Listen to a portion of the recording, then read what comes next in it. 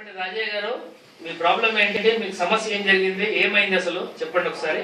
మా కొడుకు అక్కడ మాటీలు చేస్తుండే యాదయ్య చేస్తే పోంగా నడుచుకుంటూ వెళ్తే యాక్సిడెంట్ అయ్యింది. సోమజూడు చేస్తా. ఓకే, మీరు ఎట్లా వెళ్తున్నాడు మీ కొడుకు? నడుచుకుంటూ వెళ్తున్నాడు. ఓకే, నడుచుకుంటూ వెళ్తే కొట్టేసిండు. ఏం గుద్దింది? బైక్ కొట్టింది. ఇక బైక్ కొట్టింది. బైక్ కొడితే అప్పుడు మాకు ఫోన్ చేసారు.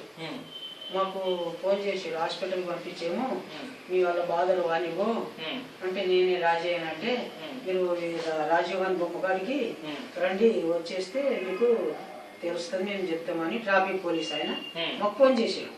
ఫోన్ చేస్తే దాన్ని ఆట కట్టుకుని ఇద్దరం భార్య నేను వెళ్ళే వరకు కదా. ఇప్పుడు పోయింది, మీకు హాస్పిటల్ తెలుసా అంటే తెలుసు, నడుచుకుంటూ పోతారా మరి ఆటో పోతారా అంటే మాకు తెలుసు, గీనే కదా అంటే మేము నడుచుకుంటే వెళ్ళాం. పోయేది కదా హాస్పిటల్ వేసేది, కింద వేసేసి చెల్లెదా ఇది నోటికి ఆశీస్సులు పెట్టి అక్కడ పెట్టిండ్రు.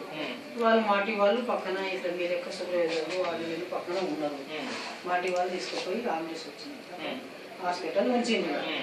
ఉంచితే 2 రోజులు ఆదివారం అయింది, సోమవారం మంగళవారం ఉన్నాడు, బుధవారం నైట్ వెళ్ళిపోయింది. చనిపోయింది.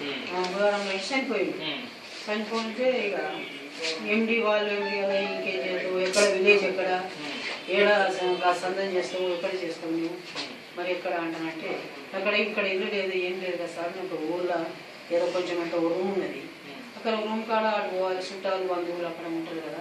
సరే, ఇప్పుడు మీకు ఏం అవస్థ జరుగుతుంది? మీకు ఇప్పుడు ఏ లోటు మీకు ఏముంది? స్కూల్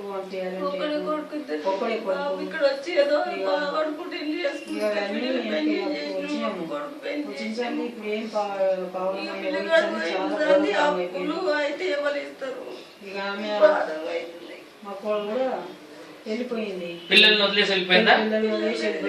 నా హెల్ప్ ఖరాబ్ అవుతున్నది, నేను ఉండలేను నేను అని వెళ్ళిపోయింది. పంచగుట్ట పేషెంట్ అట్లా నీ హెల్ప్ ఖరాబ్ అయినప్పుడు ఎప్పుడు ఏం జరిగేది తెలియదు, మరి ఎవరి దగ్గర ఉంటావు నువ్వు అంటే, రేపు పొద్దుగాలు ఎవరిని అడుగుతావు అని వాళ్ళ పని అడిగేది.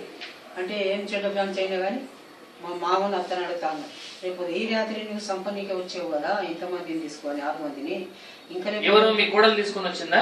మా కోడలు మిమ్మల్ని చంపడానికి నైట్ ఇక నాది ఓన్లీ నైట్ కొట్టడానికి వచ్చింది. ఎట్లయితే పోవాలి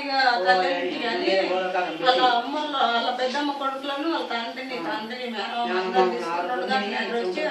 ఆశమి ఉన్నది వాళ్ళ చెల్లెలు అంటే వచ్చి ఇప్పుడు పిల్లలు ఏం చదువుతున్నారు? ఇక పిల్లలు ఇప్పుడు ఫస్ట్ క్లాస్.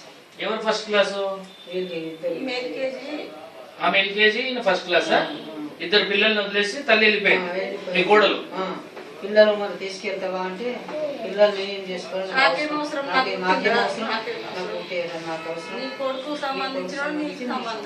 ఇప్పుడు మీకు ఏం సహాయం కావాలి? ఇప్పుడు వీళ్ళకి ఏమి సాయం తిందామంటే తిండి, కిరాయి కట్టుకొని రెంట్ కట్టుకుందామంటే కూడా 3 నెలల కిరాయి ఇవ్వలేదు. ఆమె నన్ను ఉంటే పని చేస్తుంది. ఫీజు కడితే కూడా సార్ కూడా అక్కడ ఏమయ్యా ఫీజు కడతలేవు, అట్లా ఇట్లాంటివి కడతా సరే సార్ రావు చూడు మాకు బాగోదు అంటే ఆయన కూడా. మీ కొడుకుకి ఏమైనా ఇన్సూరెన్స్ చేసినారా? ఇన్సూరెన్స్ ఉన్నది కదా సార్. ఇన్సూరెన్స్ పైసలు వచ్చినాయి, ఎందుకు రాలేదు? వేస్తామండి మాటి వాళ్ళు వేస్తాము, పిల్లల పేరు మీకు ఏం చేతి ఆమె సంతకం కావాలి. ఎవరి సంతకము? భార్య సంతకం అంటే మీ కోడలు మాత్రం మీతో మాత్రం లేదు ఇప్పుడు? లేదు, సంతకం చేసిపోయింది. అప్పుడు ఒక సంతకం చేసేది, ఒక నెలలో ఫస్ట్ ఒక సంతకం చేసేది. చేసినాక మళ్ళీ ఒక సంతకం కావాలంటే మాటి వాళ్ళు చెప్పి పంపిండు. మా తమ్ముడు నీ లెక్క ఉప్పాలు ఉంటాడు, ఆయన ఫోన్ చేసిండు, ఏం శంకరి మళ్ళా మీ కోడలు ఇక్కడ సంతకం చేయాలి కదా అంటే, ఆమె వెళ్ళిపోయింది. మరి నేను చెప్తా చేస్తాను, నెల అయిపోయింది, 2 నెలల సంతకం వస్తుంది అనేది ఏం లేదు. ఇక మేడం ఇక్కడ అది చేయదే, అది కాదు పోయింది,